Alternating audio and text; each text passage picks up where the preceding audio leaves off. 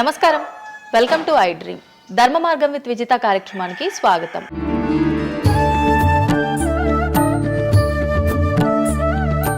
ప్రస్తుతం మనతో పాటు ఉన్నారు ప్రముఖ జ్యోతిష్యులు వేణుస్వామి గారు. ఇప్పుడు వారితో మాట్లాడి మరిన్ని విషయాలు తెలుసుకుందాం. ముఖ్యంగా మనకెన్నో సందేహాలు ఉంటూ ఉంటాయి, వాటి గురించి అడిగి తెలుసుకునే ప్రయత్నం చేద్దాం. నమస్కారం అండి. నమస్తే తల్లి. ఓం నమో వెంకటేశాయ. వెంకటాద్రి సంస్థానం బ్రహ్మాండే నాసికించిన వెంకటేశ సమోదేవో నా భూతో నా భవిష్యతి. ఇప్పటి వరకు కూడా రకరకాల విపత్తులు అయితే మనం చూసాం. గత ఉగాది మన కొత్త సంవత్సరం నుంచి కూడా ఇప్పటి వరకు చాలా విపత్తులు చూసినాం. అంటే పంచభూతాల్లో ఒక్కొక్కటి ఒక్కొక్క ప్రళయంగా, అగ్ని ద్వారా కావచ్చు, గాలి ద్వారా కావచ్చు, రకరకాలుగా. ఇప్పుడు ఈ గ్రహాల మార్పుల వల్ల ఏవో రాబోతున్నాయని, మొన్న రీసెంట్గా బ్రహ్మంగారి ఇల్లు కూలింది అని, అంటే ఎక్కడ ఏ మూలన ఏం జరిగినా కూడా దాన్ని ప్రతి ఒక్కదానికి లింక్ చేసి దానివల్ల ఏదో దుష్ప్రభావాలు రాబోతున్నాయి, దీనివల్ల ఇబ్బందులు పడబోతున్నారని చెప్తున్నారు. మరి ఈ 2026 మనమైతే ఉగాది నుంచి చూసుకుంటాం, కానీ ఆంగ్ల నూతన సంవత్సరం రాబోతోంది. దీని ద్వారా మనకు ఉగాది వరకు ఈ మధ్య కాలంలో ఎలా ఉండబోతోంది, గ్రహాలు రాశుల పరంగా చూసుకుంటే, పంచభూతాల పరంగా చూసుకుంటే, తర్వాత మనకి సంవత్సరం మారిన తర్వాత ఎలా ఉండబోతోంది. సో రాబోతున్నటువంటి సంవత్సరం పేరు కూడా చాలా చాలా చాలా కాంట్రవర్షియల్ నేమ్, పరాభవనామ సంవత్సరము. పరాభవము అంటే ఓటమి, అవమానముతో కూడిన ఓటమి అని అర్థం. పరాభవము దుర్యోధనుడికి మయసభలో జరిగినది పరాభవము.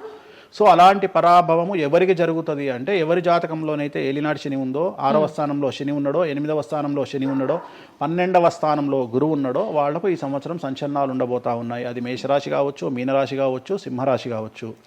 సో ఇలాంటి వారికి ఈ సంవత్సరం పెను సంచలనాలు ఉండేటువంటి అవకాశాలు ప్రస్ఫుటంగా కనిపిస్తూ ఉన్నాయి. సో ఇది ఓవరాల్గా సంవత్సర ఫలితము. ఇక 12 రాశులకు సంబంధించి ముందుగా మేషరాశి కనుక తీసుకున్నట్లయితే, మేషరాశికి ఈ సంవత్సరము ఏలినాటి శని నడుస్తూ ఉంది. సో ఏలినాటి శని ఒక పక్క గురువు బాగాలేడు, ఒక పక్క రాహు బాగాలేడు, ఒక పక్క కేతు బాగాలేడు. సో ఇలాంటి సందర్భంలో పెను సంచలనాలకు కారణభూతమయ్యేటువంటి అవకాశం ఉంది. సో విద్యార్థులకు ఉత్తీర్ణత శాతం తగ్గుతుంది, కోరుకున్న ప్లేస్మెంట్స్ రావు, వీసా రిజెక్ట్ అయ్యే అవకాశం ఉంది.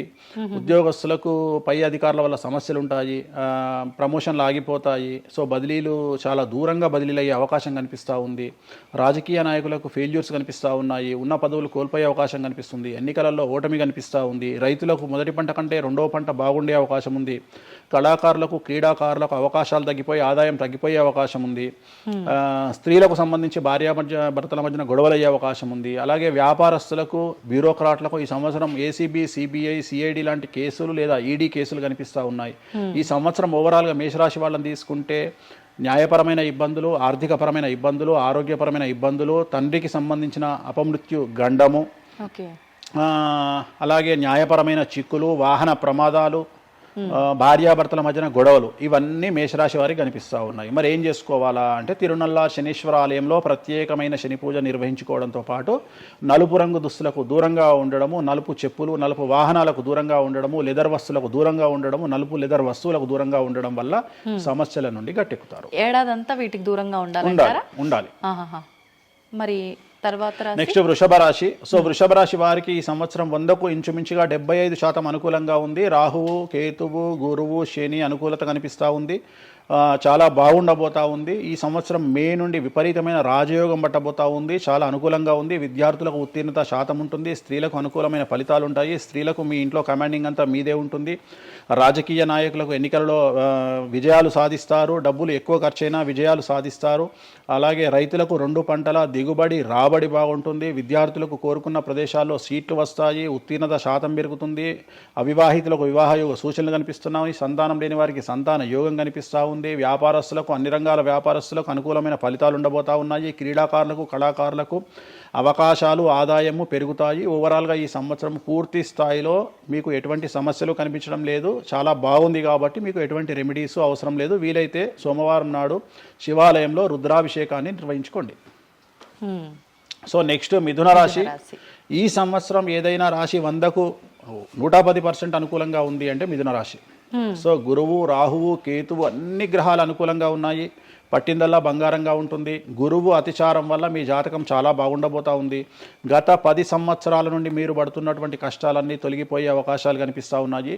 సో కొత్త స్పీడ్తో ముందుకు వెళ్ళండి, కొత్త కొత్త ఆలోచనలు చేయండి, ఎంత గొప్పగా జీవితంలో ముందుకెళ్లాలో ప్లాన్ చేయండి, చాలా గొప్పగా ఆలోచించండి, చిన్నగా ఆలోచన చేయకండి. గురువు విపరీత రాజయోగాన్ని ఇవ్వబోతా ఉన్నాడు. దైవబలం మీకు అనుకూలంగా ఉంది, గురుబలం మీకు అనుకూలంగా ఉంది, శనిబలం మీకు అనుకూలంగా ఉంది. కాబట్టి కొత్త కొత్త వ్యాపారాలు ప్రారంభించండి, విపరీతమైనటువంటి చాలా గొప్పగా కలలు కనండి, ఆ కళలను సాకారం చేసుకునే దిశగా ప్రయాణం చేయండి. విద్యార్థులకు అనుకూలంగా ఉంది, ఉద్యోగస్తులకు అనుకూలంగా ఉంది, వ్యాపారస్తులకు అనుకూలంగా ఉంది, రైతులకు 2 పంటలు అనుకూలంగా ఉంది. సో ప్రతి వాళ్ళు చెరువులు, తర్వాత చేపల చెరువులు, రొయ్యల చెరువులు పండించే వాళ్ళకు అనుకూలంగా ఉంది, పౌల్ట్రీ ఫామ్ వాళ్ళకు అనుకూలంగా ఉంది, రాజకీయ రంగం వారికి అనుకూలంగా ప్రజల్లో మంచి మార్పులు కనిపిస్తూ ఉన్నాయి. స్త్రీలకు మీదే కమాండింగ్గా ఉంటుంది, కుటుంబంలో మీరు ఏం చెప్తే అది జరిగేటువంటి అవకాశాలు కనిపిస్తూ ఉన్నాయి. సో మిథున రాశి వారికి పూర్తి స్థాయిలో అనుకూలంగా ఉంది. ఎటువంటి రెమెడీస్, ఎటువంటి పూజలు అవసరం లేదు. అద్భుతం అయితే వీళ్ళది. నెక్స్ట్ కర్కాటక రాశి. సో నెక్స్ట్ కర్కాటక రాశి. సో కర్కాటక రాశి వారికి కూడా ఇంచుమించు 90% అనుకూలంగా ఉంది. కాకపోతే ఇక్కడ ఉన్న సమస్య ఏంటి అంటే మే వరకు 2026 మే వరకు కొద్దిగా వీళ్ళకు గురువు 12వ ఇంట్లో ఉన్నాడు కాబట్టి కాళ్ళు చేతులు విరిగే అవకాశం ఉంది, దెబ్బలు తగిలించుకునే అవకాశం కనిపిస్తూ ఉంది. జాగ్రత్తగా ఉండండి. సాధ్యమైనంత వరకు yellow colour, lemon yellow colour దుస్తులు ధరించే ప్రయత్నం చేయండి. చాలా అనుకూలంగా ఉండబోతూ ఉంది. రాజకీయ రంగంలో ఉండే వాళ్లకు విపరీతమైనటువంటి విజయాలు సిద్ధిస్తాయి. జనాల్లో అనుకూలమైన వాతావరణం ఉంటుంది. వ్యాపారస్తులకు విశేషించి అనుకూలంగా ఉంటుంది. విద్యార్థులకు అనుకూలంగా ఉంటుంది. అలాగే రైతులకు అనుకూలంగా ఉంటుంది. కళాకారులకు, క్రీడాకారులకు మరీ అనుకూలంగా ఉంటుంది. కాకపోతే ఓవరాల్గా కర్కాటక రాశి వారికి ఈ సంవత్సరం కొద్దిగా శత్రువుల యొక్క బెడద ఒక 10% కనిపిస్తూ ఉంది. కానీ శత్రువులను పట్టించుకోకండి. శని బలం వల్ల వాళ్ళు ఎంత ప్రయత్నాలు చేసినా, రాహు బలం వల్ల వాళ్ళు ఎంత ప్రయత్నాలు చేసినా మిమ్మల్ని ఎవరు ఏమీ చేయలేరు. సో మీరు చేయాల్సింది ప్రతి గురువారం నాడు లెమన్ ఎల్లో దుస్తులు ధరించే ప్రయత్నం చేయండి. అలాగే శ్రీకాళహస్తిలో గురు దక్షిణామూర్తి వద్ద గురువారం నాడు గురుహోరలో గురువుకు అంటే దక్షిణామూర్తికి అష్టోత్తర పూజ చేయించుకోండి. అలాగే పసుపు రంగు పువ్వు ఏదైనా ఉంటే అక్కడ నుండి తెచ్చుకొని ఇంట్లో పెట్టుకోండి. మీకు అనుకూలమైన ఫలితాలు ఉంటాయి. అంటే శని వీళ్ళకి ఫేవర్గా ఉన్నాడు అంటే శని వీళ్ళకి చాలా ఫేవర్గా ఉన్నాడు, రాహు ఫేవర్గా ఉన్నాడు, కేతు ఫేవర్గా ఉన్నాడు, మే నుండి గురువు కూడా ఫేవర్గా ఉంటాడు. అది ఉన్న చిన్న చిన్న ఇబ్బందులకు కూడా ఏమైనా దానాలు అలాంటివి అదే మనం చెప్పిన ఎందుకు గురువు లెమన్ ఎల్లో కలర్ గురువుకు దక్షిణామూర్తి సరిపోతుంది, ఇంకా అవసరం లేదు, దానాలు అవసరం లేదు. మరి తదుపరి రాశి.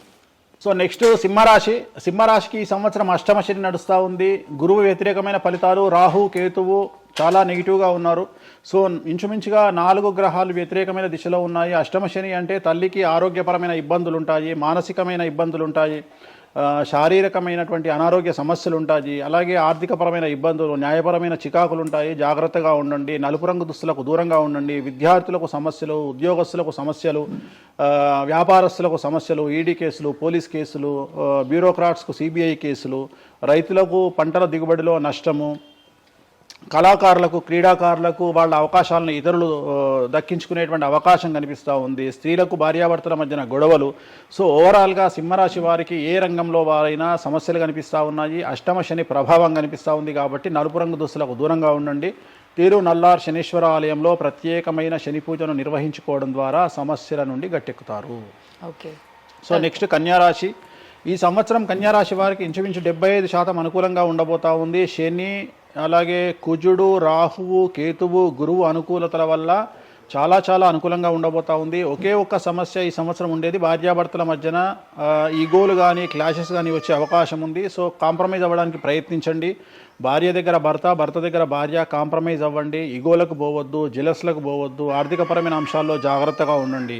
విద్యార్థులకు అనుకూలత కనిపిస్తూ ఉంది. రాజకీయ నాయకులకు అనుకూలత కనిపిస్తూ ఉంది. వ్యాపారస్తులకు, కళాకారులకు, క్రీడాకారులకు విశేషమైన యోగం లభించబోతూ ఉంది. న్యాయస్థానాల్లో పనిచేసే వాళ్లకు, న్యాయ సంబంధమైన వృత్తిలో ఉండే వాళ్లకు అనుకూలమైన ఫలితాలు ఉండబోతూ ఉన్నాయి. స్త్రీలకు విశేషించి అనుకూలంగా ఉండబోతూ ఉంది. సో ఈ సంవత్సరం కన్యారాశి వారికి పూర్తిగా అనుకూలమైనటువంటి ఫలితాలు కనిపిస్తూ ఉన్నాయి. వీరు చేయాల్సినటువంటి రెమెడీ, సోమవారం నాడు రుద్రాభిషేకాన్ని శివాలయంలో నిర్వహించండి, సమస్యల నుండి గట్టెక్కుతారు. సో నెక్స్ట్ తులారాశి.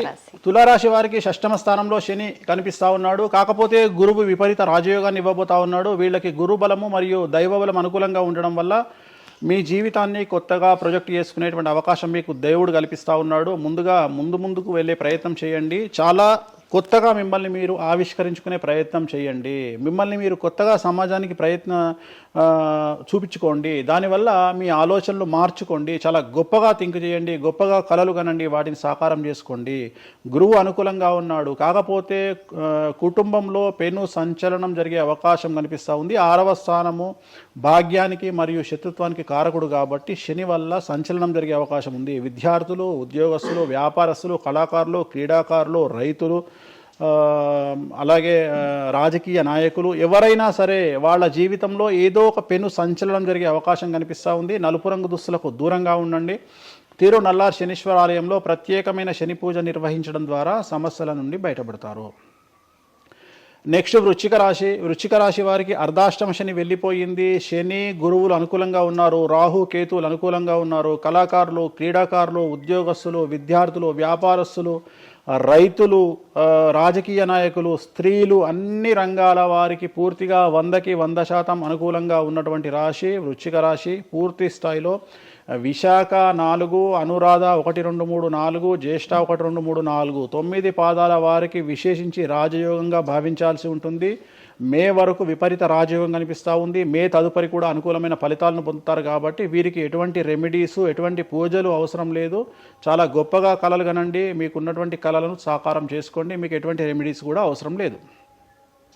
నెక్స్ట్ ధనుసు రాశి వారికి అర్ధాష్టమ శని నడుస్తూ ఉంది. అర్ధాష్టమ శని అనేటువంటిది డబ్బులను అధికంగా ఇచ్చి ఆ డబ్బుల ద్వారా సమస్యలు తెచ్చేటువంటి ఒక పరిస్థితి. అంటే డబ్బులు లేకపోతేనే సమస్యలు అంటారా? డబ్బులు ఉంటే కూడా సమస్యలు. డబ్బులు ఉన్నప్పుడు వాటిని మనం ఖర్చు చేసే విధానంలో సమస్యలు, వాటిని మనం ఎలా సమాజంలో ఖర్చు పెట్టబోతున్నామనే సమస్యలు ఏర్పడేటువంటి అవకాశం ఉంది. కాబట్టి మీరు ఇన్వెస్ట్మెంట్ చేయడంలో కానీ, అప్పులు ఇవ్వడంలో కానీ, ఎవరికైనా అప్పులు ఇవ్వడంలో కానీ, చిట్టీలు వేయడంలో కానీ, సహాయం చేయబోయేటప్పుడు కానీ జాగ్రత్తలు తీసుకోండి. ఎటువంటి పరిస్థితుల్లోనూ డబ్బులు ఎవరికి ఇవ్వవద్దు.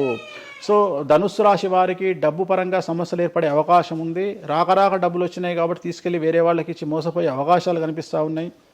ఈ ఒక్క విషయంలో ధనుసు రాశి వాళ్ళు జాగ్రత్తలు తీసుకుంటే విద్యార్థులకు, ఉద్యోగస్తులకు, కళాకారులకు, క్రీడాకారులకు, రాజకీయ నాయకులకు, స్త్రీలకు, వ్యాపారస్తులకు, రైతులకు, అన్ని రంగాల వారికి ఈ సంవత్సరం అనుకూలంగా ఉంటుంది. ఓన్లీ మీరు చేయాల్సిన రెమెడీ నలుపు రంగు దుస్తులకు దూరంగా ఉండండి. తిరునల్లార్ శనీశ్వర ఆలయంలో ప్రత్యేకమైన శని పూజ నిర్వహించడం ద్వారా సమస్యల నుండి గట్టెక్కుతారు.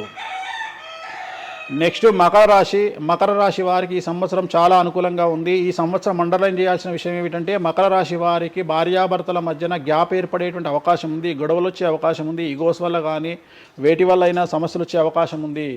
అది కాకుండా విద్యార్థులకు అనుకూలతలు ఉంటాయి, ఉద్యోగస్తులకు అనుకూలతలు ఉంటాయి, రైతులకు 2 పంటల దిగుబడి రాబడి ఉంటుంది. అలాగే రాజకీయ నాయకులకు సమాజంలో మంచి పేరు ప్రఖ్యాతులతో పాటు పదవులు సిద్ధిస్తాయి. రైతులకు 2 పంటల దిగుబడి రాబడి ఉంటుంది. వ్యాపారస్తులకు రూపాయికి 100 రూపాయల లాభం ఉంటుంది. స్త్రీలకు కోరుకున్నటువంటి ఫలితాలు ఉంటాయి. అన్ని రంగాల వారికి అనుకూలమైన ఫలితాలు మకర రాశి వారికి ఉండబోతా ఉన్నాయి. వీరు సోమవారం నాడు శివాలయంలో రుద్రాభిషేకం నిర్వహించుకున్నట్లయితే సమస్యల నుండి గట్టెక్కుతారు.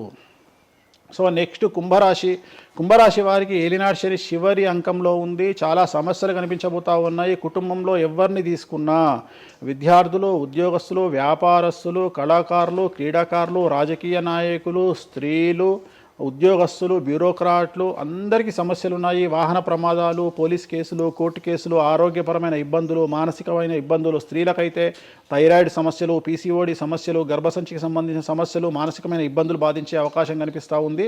జాగ్రత్తగా ఉండండి. నలుపు రంగు దుస్తులకు దూరంగా ఉండండి. శనివార నియమాన్ని పాటించండి. సప్త శనివార వ్రతాన్ని పాటించండి. సప్త శనివార వ్రతం అంటే శనివారం నాడు శ్రీ వెంకటేశ్వర స్వామి వారికి సంబంధించినటువంటి వ్రతము. ఇది పుస్తకం మీకు మార్కెట్లో దొరుకుతుంది, తీసుకొచ్చుకొని 7 వారాల పాటు 7 శనివారాల పాటు చేయండి.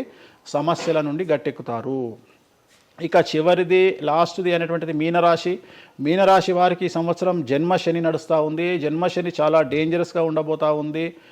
ఏ రంగంలో ఉండే వారికైనా ఈ సంవత్సరం సమస్యలు తప్పవు. ఆర్థికంగా, సామాజికంగా, న్యాయపరంగా, ఆరోగ్యపరంగా, వాహన ప్రమాదాలు అవ్వచ్చు, ఆర్థికపరమైన నష్టాలు అవ్వచ్చు, పోలీస్ కేసులు అవ్వచ్చు, ఇంట్లో తల్లిదండ్రులు ఒకళ్లకు ప్రాణగండాలు అవ్వచ్చు, భార్యాభర్తల మధ్యన గొడవలు అవ్వచ్చు. మరీ ముఖ్యంగా ఈ సంవత్సరం మీనరాశి జాతకులు ఉండేటువంటి ఇళ్లలో మగవాళ్లకు సంపాదన లేకుండా ఖాళీగా ఉండడం వల్ల ఆడవాళ్ళు మాత్రమే సంపాదించి ఆడవాళ్ళ ఉద్యోగంతో డబ్బులు సంపాదించి ఆడవాళ్ళ అంటే భార్యల మీదనో ఆడవాళ్ళ కూతుళ్ళ మీదనో తల్లి మీదనో బ్రతికేటువంటి పరిస్థితి మగవాళ్ళకు ఉండే అవకాశం ఉంది. కాబట్టి ఈగోలను చంపుకోండి.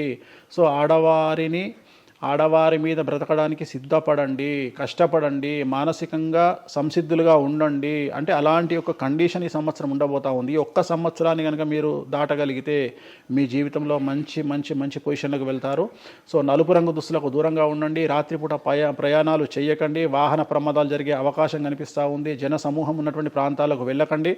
సో జాగ్రత్తలు తీసుకోండి. నలుపు రంగు దుస్తులకు దూరంగా ఉండండి. తిరునల్లా శనీశ్వర ఆలయంలో ప్రత్యేకమైన శని పూజ నిర్వహించడం ద్వారా సమస్యల నుండి బయటపడతారు.